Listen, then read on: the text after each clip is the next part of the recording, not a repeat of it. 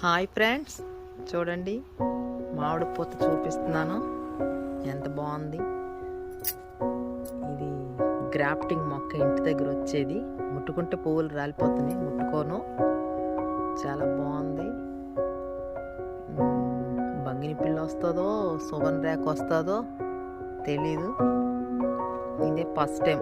కిందటి సంవత్సరం వచ్చింది పువ్వు, కానీ పువ్వు రాలిపోయింది.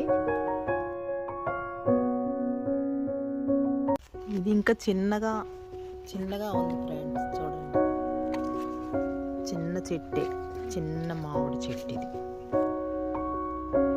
ఇలా చేతికి అందుతుంది. మామిడికాయలు వస్తాయి, మామిడి పళ్ళు అవుతాయి.